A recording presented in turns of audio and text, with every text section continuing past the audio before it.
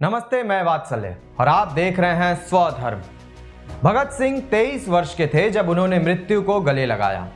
उनका शहीद होना 23 वर्ष के नवयुवक का मात्र जोश भर नहीं था, बल्कि एक पढ़े लिखे व्यक्ति का बहुत ही सोचा समझा रणनीतिक निर्णय था। न केवल रणनीतिक निर्णय था, बल्कि राष्ट्र के लिए अथाह प्रेम और समर्पण था। आज आजादी के इतने सालों बाद जब देश में हो रही घटनाओं पर हम नजर डालते हैं तो यही ख्याल आता है कि किन लोगों के लिए शहीद हो गए भगत सिंह, खुदीराम बोस व अन्य सभी। खबर कर्नाटक के कोलार की है। एक 21 वर्षीय युवक को बहादुरी दिखाने का नशा चढ़ा। उसने अपने दोस्तों को अपनी योग्यता बताई। योग्यता यह कि वो 5 बॉटल शराब पी सकता है, बिल्कुल नीट, मतलब बिना पानी मिलाए। इतने काबिल युवक के दोस्त भी तो काबिल ही होंगे ना। उन्होंने भी 10,000 रुपए की शर्त रख दी। 5 बॉटल नीट पीकर दिखा, 10,000 रुपए तेरे। अब ऐसे मौकों पर 10,000 रुपए का लालच तो होता ही है, लेकिन उससे अधिक व्याकुलता होती है अपनी योग्यता को सिद्ध करने की। जो बोला वो करके दिखा दिया। शेर हैं हम, शराब तो चीज ही छोटी है। युवक ने 5 बॉटल नीट शराब पी ली।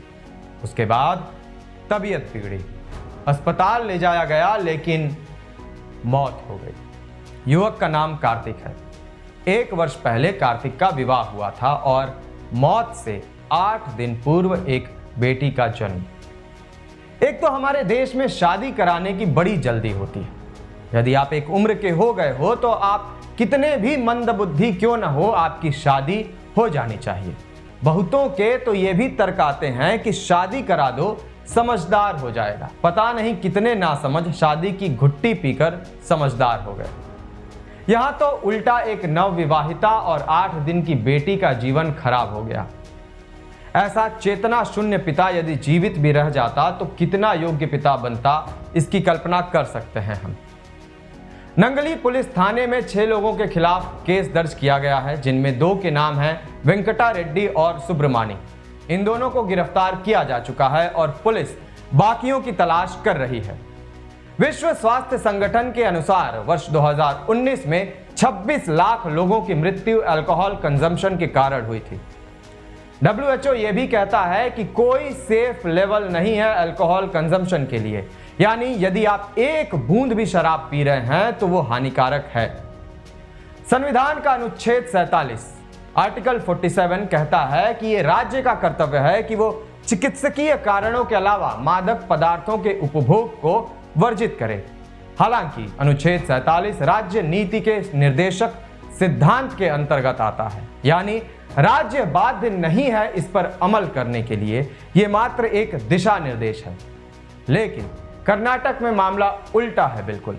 राज्य बियर के उत्पादन और खपत में देश के अग्रणी राज्यों में से एक है और राज्य सरकार भी इस बात का खूब फायदा उठा रही है। बियर की कीमत और टैक्स में 3 साल में 3 बार इजाफा हुआ है। संविधान जाए भाड़ में, हमें तो रेवेन्यू चाहिए, रुपए आने चाहिए। दरअसल अनुच्छेद 47 राज्य के लिए बाध्य इसलिए नहीं है क्योंकि यह ऐसा विषय है जिस पर जनता की मुहर लगी होनी चाहिए। जनता इतनी समझदार हो जो स्वयं यह निर्णय ले सके कि शराब हमारे लिए हानिकारक है और फिर सरकार इस पर एक्शन ले।